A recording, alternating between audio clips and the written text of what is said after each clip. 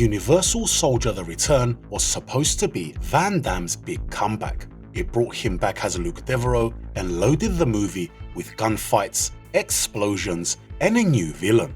But the movie went over budget, the test screenings were a disaster, and audiences hated it. This is Universal Soldier: The Return of Van Floppage. Universal Soldier was one of Van Damme's biggest hits, and producer Craig Baumgarten spent years trying to get a sequel made. But Kuroko still held the theatrical rights, and when the studio collapsed, those rights became unavailable. The television rights though had been sold separately to Showtime, and they used them to make the two television movies Universal Soldier 2: Brothers in Arms and Universal Soldier 3: Unfinished Business.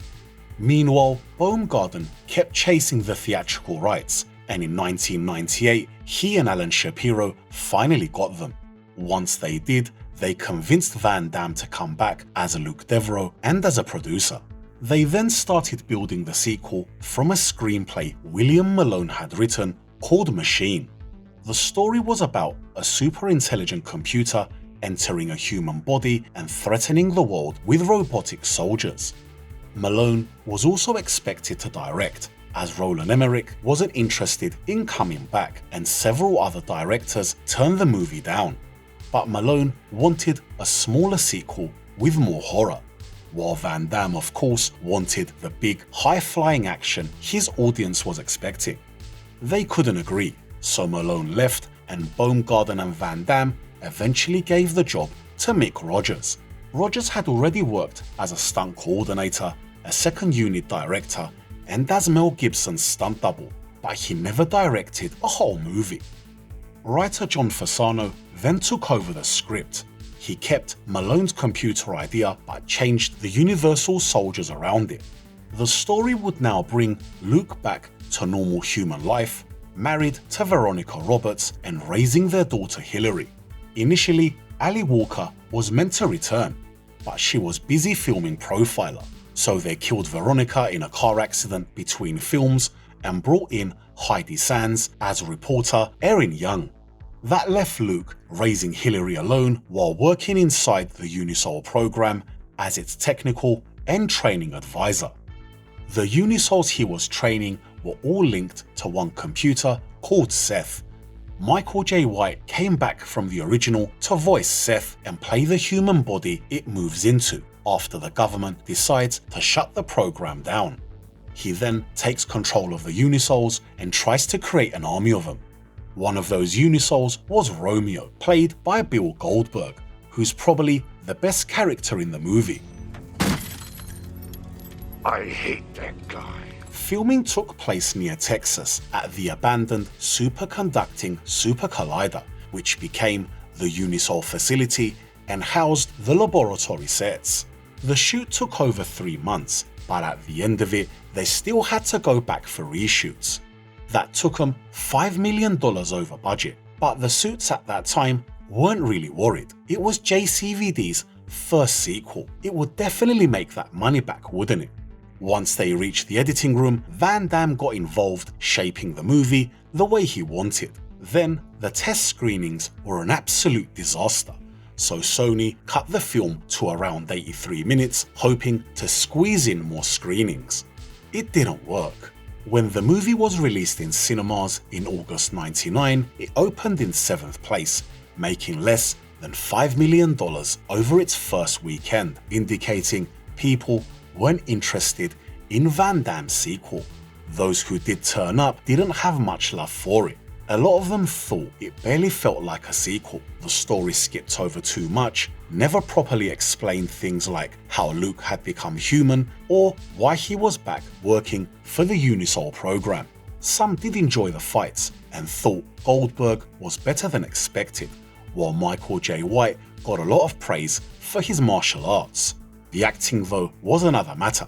A lot of people said it looked forced or just plain, while the dialogue was absolutely awful. Van Damme also got a lot of criticism, with viewers feeling he was just going through the motions. The critics on the other hand, as expected, weren't going to be much kinder. The San Francisco Chronicle called it a lively B-movie, but still said nobody involved had anything to be proud of. The Los Angeles Times actually liked it and praised the humor, the action, and Goldberg's performance. The box office, though, only got worse, and by the end of its run, the film had only made around $13 million worldwide, making it a financial disaster.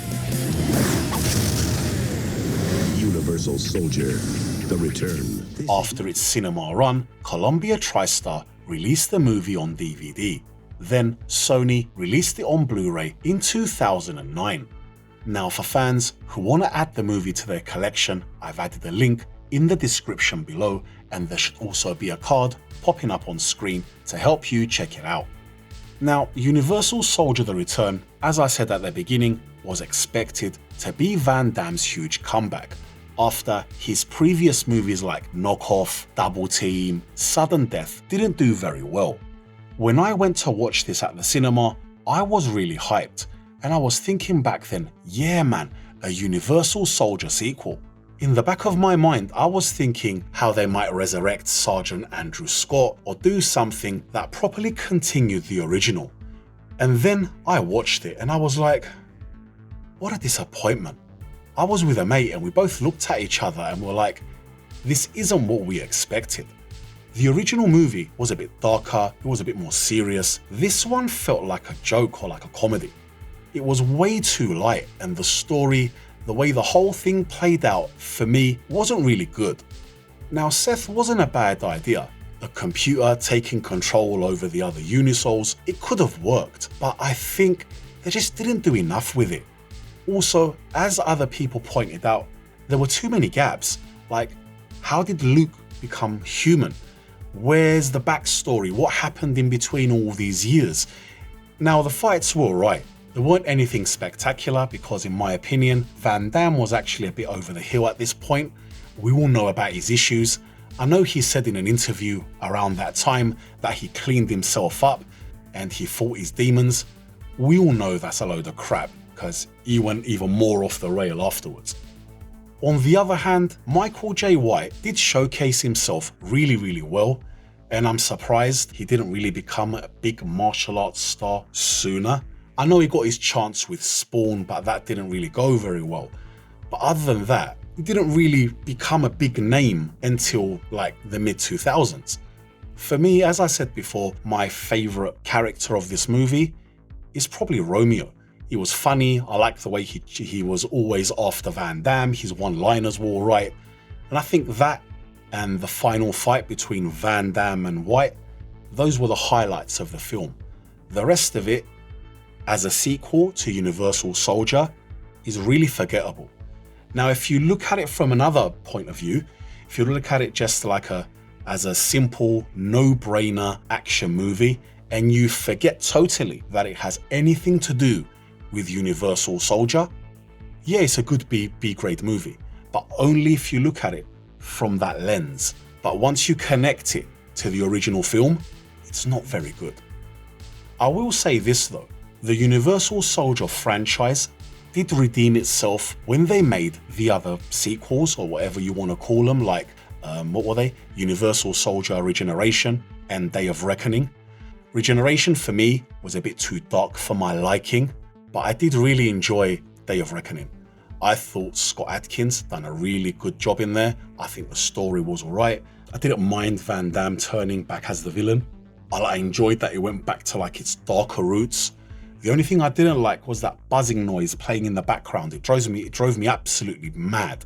Like, for me, Day of Reckoning is probably the best out of the franchise, bar the original, of course. And we're not done yet. Next time, we take a look at another classic movie. Until then, why don't you check out our previous episode on Mark for Death. He's dead. And he don't even know it. Thanks for watching. Please like, subscribe, and I'll see you in the next one.